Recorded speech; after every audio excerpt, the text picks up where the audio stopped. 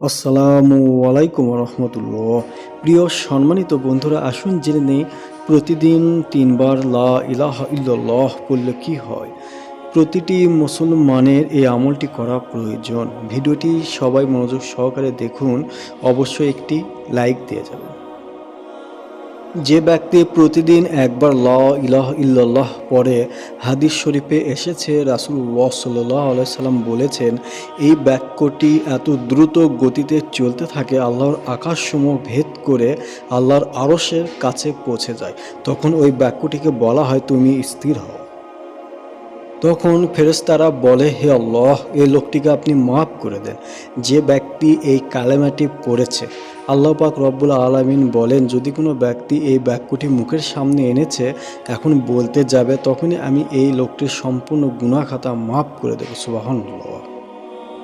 আমরা জানলাম এ বাক্যটির কত পাওয়ার। এ বাক্যটি পড়লে মন আল্লাহ তাআলা কীরকমভাবে বান্দাকে ক্ষমা করে দেন। আমাদের সবারই প্রতিদিন 3 বার করে বাক্যটি পাঠ করা উচিত। অবশ্যই ইসলাম প্রচারের ক্ষেত্রে ভিডিওটি সবার মাঝে শেয়ার করে দিন। প্রিয় বন্ধুরা, অন্য একটি হাদিস শরীফে এসেছে রাসূলুল্লাহ সাল্লাল্লাহু আলাইহি সাল্লাম বলেছেন, যে ব্যক্তি লা ইলাহা ইল্লাল্লাহ বলল, সে ব্যক্তি জান্নাতের অধিবাসী হয়ে গেল। সুবহানাল্লাহ। অবশ্যই সবাই কমেন্টে লা ইলাহা ইল্লাল্লাহ একবার হলেও লিখে যান। লা ইলাহা ইল্লাল্লাহ বললে জান্নাতের অধিবাসী হয়ে যাবেন। আপনি কেন এই বাক্যটি পড়বেন না?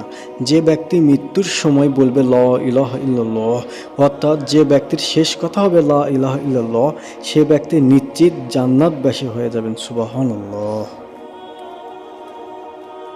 প্রিয় দর্শক, এর জন্য আমরা প্রতিদিন লা ইলাহা ইল্লাল্লাহ এই কালেমাটির জিকির করি। এটি আমাদের খেয়াল রাখতে হবে। প্রিয় দর্শক, লা ইলাহা ইল্লাল্লাহ জিকির করলে কি হয়?